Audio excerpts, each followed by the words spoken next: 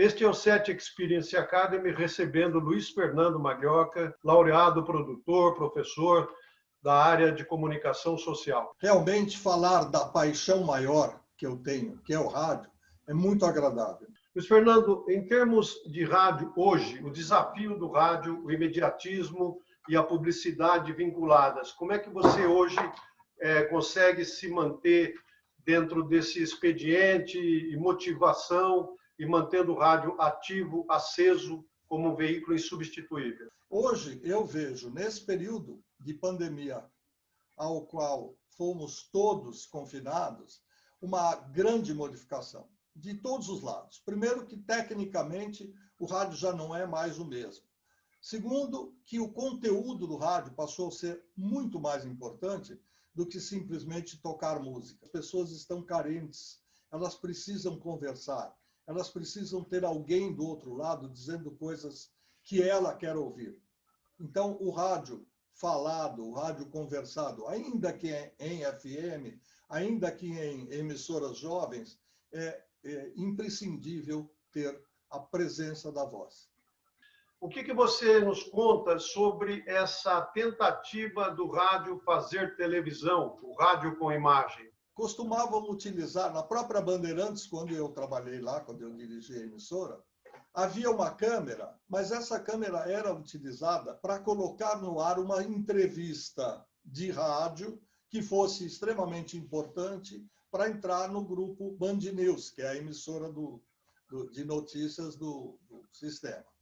O rádio é imaginação, sempre foi. O ouvinte está ouvindo um apresentador, ele imagina a pessoa. Ele não sabe se a pessoa é azul, vermelha, se é grande, se é pequena, mas aquela voz traduz algumas coisas para o sentimento que o rádio traz, que eu chamo mais de emoção. E aquela situação entrava o produtor, entrava o coordenador e mostrava alguma coisa, ou o rapaz se distraía lá no celular vendo as imagens, o WhatsApp, e com isso o espectador, que é o ouvinte, que também estava vendo, estava de terceiro, ou seja, ele está bisbilhotando, e esse não é o processo de comunicação do rádio. O processo de comunicação é falar e olhar para a pessoa com quem eu estou conversando.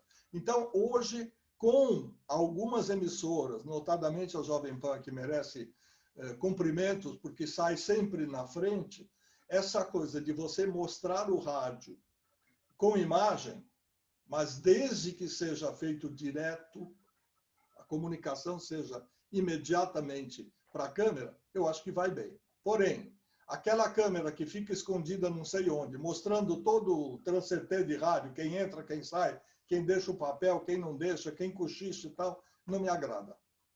Muito bem, Luiz Fernando. Eu até digo para você o seguinte, que eu ouvi recentemente de um colega nosso dizer o seguinte: salvo as honrosas exceções, não faça do seu rádio uma péssima emissora de televisão. A linha evolutiva da publicidade em rádio, como era a publicidade inicialmente, no início das rádios clubes, né, que ainda permanecem em alguns lugares, até o momento atual, e o desafio do profissional de rádio na criação, na execução, na produção, Luiz Fernando. No começo, nós tínhamos corretores de anúncios. Eram pessoas que faziam várias coisas na vida e, entre elas, ganhar um dinheirinho vendendo pequenos anúncios, como se fossem os classificados de jornal.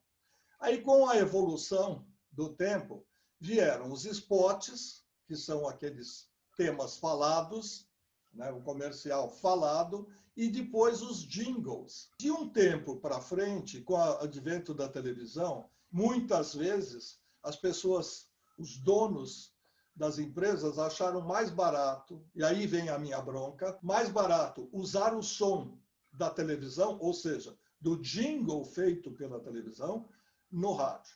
Então, hoje, o que eles querem fazer é, normalmente, oferecer ao cliente uma gama de possibilidades. Aí ele fala, eu te dou como bonificação o texto de rádio, o texto da internet.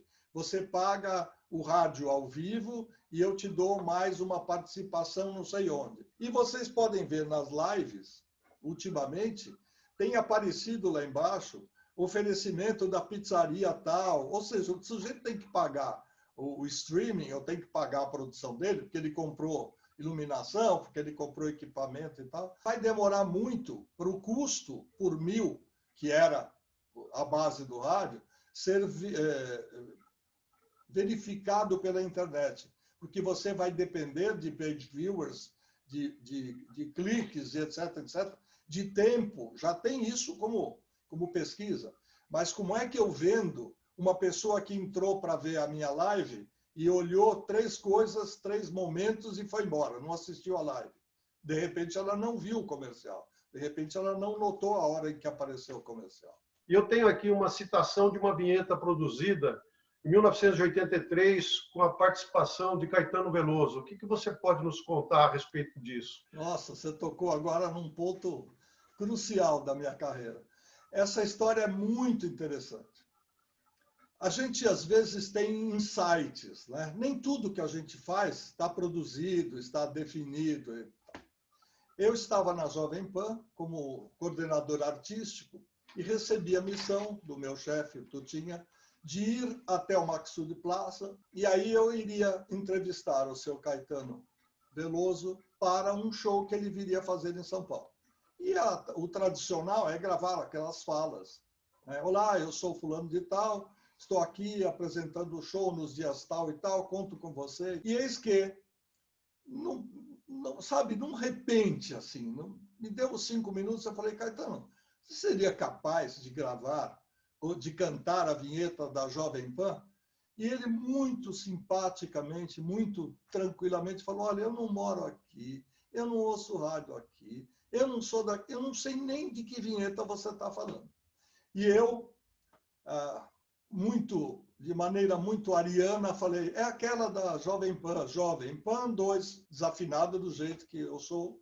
Ele respondeu, mas você é muito desafinado, não dá para captar. Eu falei, bom, se eu fosse afinado, eu estaria sentado aí onde você está, dando entrevista. Eu sou só o repórter. Aí uma garota que estava lá, das tietes que fazem parte da entourage profissional do artista, ela foi correndo atrás da cortina, pegou o violão dele e falou, é assim, Kai. E dedilhou as 5 notas simples da Jovem Pan, da vinheta da Jovem Pan, e ele foi falando, tentando cantar. Enquanto isso, o Nagra estava gravando.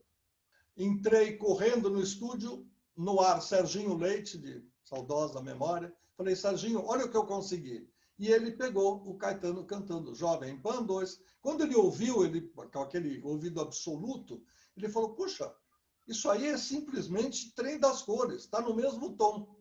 Aí ele pegou o cartucho do Trem das Cores, que tem uma pausa em que você conta 4 compassos vazios, colocou ali na hora. Quando isso deu certo, eu saí exultando. Eu falei, poxa, vamos fazer isso com outros cantores.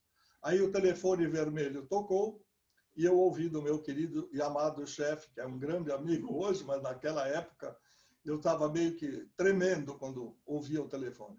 Para com essas ideias marzianas da difusora. Tire isso do ar, não faz mais não. Sim, senhor.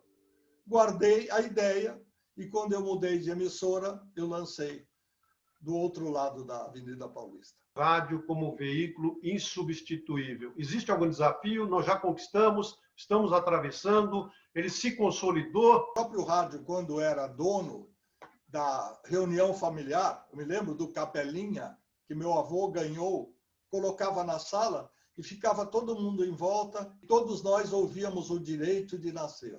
O rádio era o centro de atenções. Passou esse tempo, veio a televisão, todo mundo preconizou que o rádio ia morrer, a gente já sabe que não, e as coisas foram evoluindo. Então, insubstituível, eu acho que ele não é. Agora, a tendência de entrar no carro, ligar o rádio antes de dar a partida, eu acho que isso não acaba. Muito obrigado mais uma vez. Nós, do 7 Experience, agradecemos sobremaneira a sua presença. Eu que agradeço a lembrança do meu nome e digo sempre, quando você tem paixão, vá em frente, porque essa paixão mantém sua vida inteira. E o 7 Experience continua com as suas trilhas motivadoras, incluindo as trilhas do rádio. Seguimos em frente.